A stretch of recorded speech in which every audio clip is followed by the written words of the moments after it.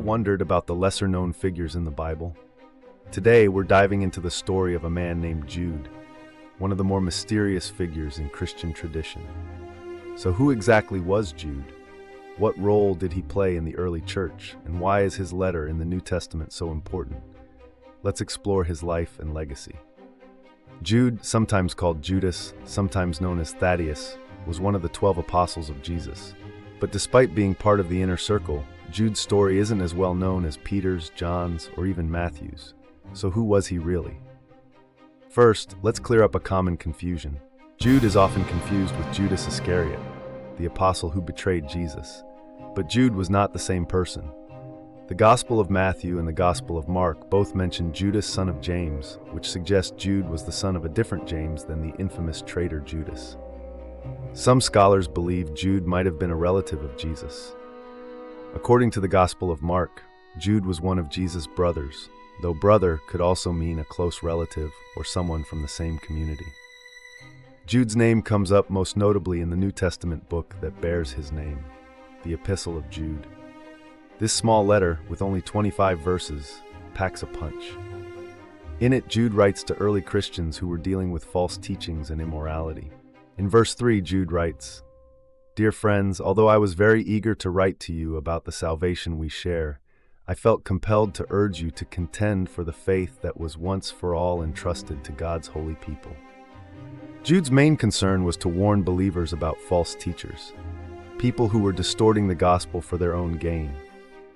He was passionate about defending the truth of Christianity and urging the believers to remain faithful to the teachings of Christ.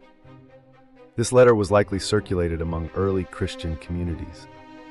Jude's urgency and straightforward style make it one of the more powerful calls to spiritual integrity in the New Testament.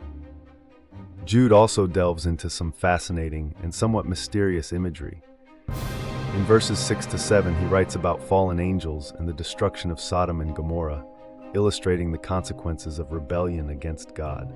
One of the most striking things about Jude is his courage. He didn't just teach. It's clear he was willing to challenge the status quo, calling out those who twisted God's truth. But at the same time, Jude's letter is full of hope and encouragement, urging believers to build themselves up in their most holy faith and to pray in the Spirit. Jude's letter has had an enduring influence. Though it's small, it's packed with warnings, wisdom, and encouragement for believers who are navigating the challenges of living a godly life in a fallen world. Jude's story doesn't end with the letter. According to tradition, Jude preached the gospel in places as far-flung as Syria, Persia, and even Armenia. In some early Christian traditions, he is thought to have been martyred for his faith. Though we don't know everything about Jude, his story is one of faithfulness and resolve. His life reminds us of the importance of standing firm in truth, even when it's unpopular or difficult. So who was Jude? He was more than just one of the 12 apostles.